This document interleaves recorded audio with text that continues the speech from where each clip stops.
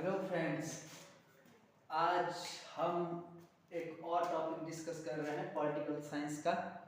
और इसमें देखो हम लोग रिट्स के बारे में पढ़ेंगे। रिट जो पिटीशन है इसका वर्णन आर्टिकल 32 में किया गया है। ठीक है, आर्टिकल 32 में 5 प्रकार की रिट का वर्णन किया गया है। आपको ये पता होगा कि हमारे जो मौलिक अधिकार है उनका हनन नहीं किया जा सकता। ठीक है, अगर हमारे मौलिक अधिकार का हनन किया गया तो हम कोर्ट जा सकते हैं और कोर्ट में हम जो है 5 प्रकार की रिट जारी हो सकती है अगर हमारे मौलिक अधिकारों का हनन होता है। तो ये 5 प्रकार के रिट्स कैसे कैसे आप याद रखेंगे और इसमें किस चीज का वर्णन किया गया है ये हम लोग याद करेंगे। आज इस टॉपिक को हम पढ़ेंगे। देखो रिट्स, ठीक है, ये 5 प्रकार की है, आर्टिकल 32 में दिए गए हैं।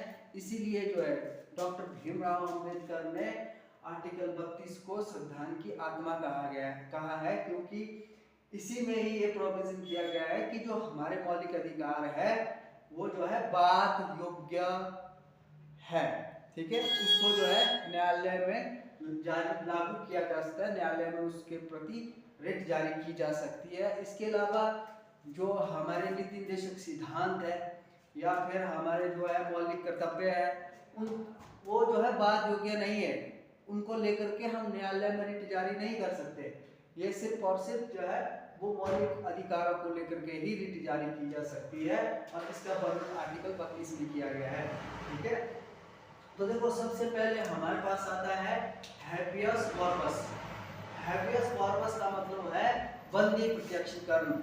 बंदी प्रत्यक्षीकरण का मतलब है कि जब जो है किसी व्यक्ति को बंदी बनाया जाता है या मतलब जेल में डाला जाता है तो 24 घंटे के भीतर उसको न्यायालय में पेश करना पड़ता है। ठीक है, अगर 24 घंटे के अंदर अंदर उसको न्यायालय में पेश नहीं किया जाता है तो जो है ये रिट जारी की जाती है बंदी प्रत्यक्षीकरण।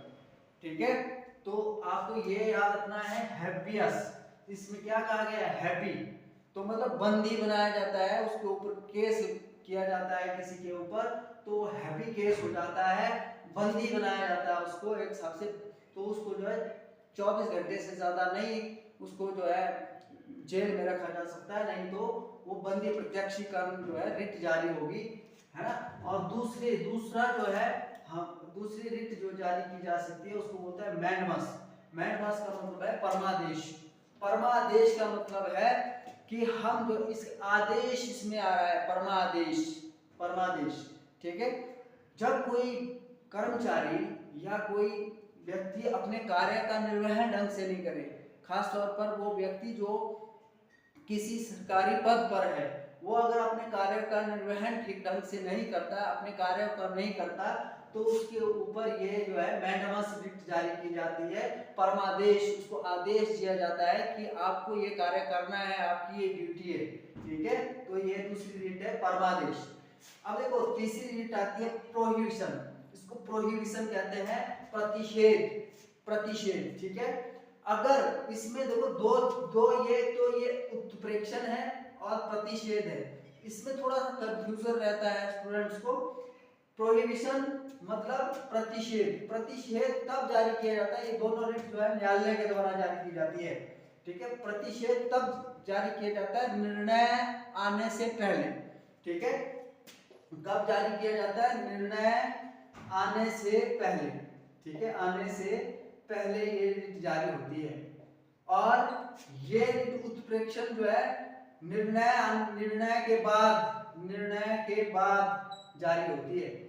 मतलब क्या है कि प्रतिषेध, ये प्रतिषेध रिट जो है जब कोर्ट में केस चला है, जो निचली अदालत है, मान लीजिए हिमाचल प्रदेश में कोई जो उच्च न्यायालय है उसमें कोई केस चला है, ठीक है, तो वो अपने अधिकार क्षेत्र से हट करके, उसके अधिकार क्षेत्र में वो फैसला है नहीं, फिर भी वो अपने अधिकार क्षेत्र से बाहर जाकर के फैसला सुना रहा है या उस केस को लिए हुए हैं और निर्णय अभी नहीं आया है। ठीक है, तब जो है प्रतिषेध रिट जारी होती है।